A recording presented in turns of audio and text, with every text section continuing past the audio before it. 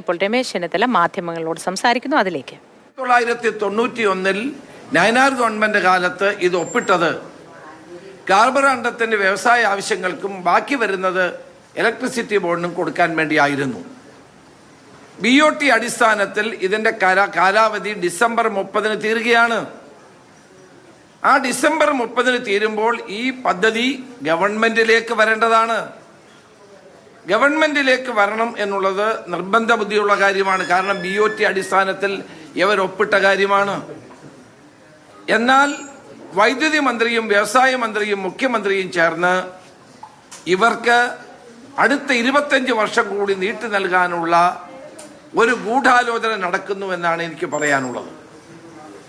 ഇത് ഒരിക്കലും കേരള താല്പര്യങ്ങൾക്ക് ഗുണകരമല്ല. 50 പൈസയ്ക്ക് ഉൽപ്പാദിപ്പിക്കുന്ന വൈദ്യുതി വാങ്ങാതെ 10 രൂപയ്ക്കും 14 രൂപയ്ക്കും വൈദ്യുതി വാങ്ങി കേരളത്തിലെ പാവപ്പെട്ടവന്റെ തലയിൽ വലിയ തോതിലുള്ള വൈദ്യുതി ചാർജ് വർദ്ധിപ്പിക്കുന്ന നടപടിയാണ് ഗവൺമെന്റ് സ്വീകരിക്കുന്നത്. ഇലക്ട്രിസിറ്റി ബോർഡും കഴിഞ്ഞ ബോർഡ് ചെയർമാനും ഇപ്പോഴത്തെ ചെയർമാനും ബന്ധപ്പെട്ട എല്ലാവരും ഇത് ഗവൺമെന്റ് ഏറ്റെടുക്കണമെന്ന് ആവശ്യപ്പെട്ടിരിക്കുകയാണ്. പവർ സെക്രട്ടറി ഈ കാര്യത്തിൽ എന്ത് നിലപാടെടുത്തുവെന്ന് അറിയാൻ താല്പര്യമുണ്ട്.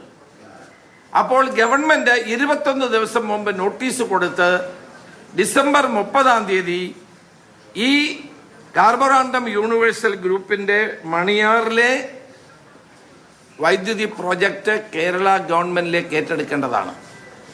ഇങ്ങനെ ചെയ്യുന്നില്ല, ഇനി നീട്ടിക്കൊടുക്കുകയാണെങ്കിൽ കേരളത്തിൽ പല BOT അടിസ്ഥാനത്തിലുമുള്ള പദ്ധതികൾ നിലനിൽക്കുന്നുണ്ട്.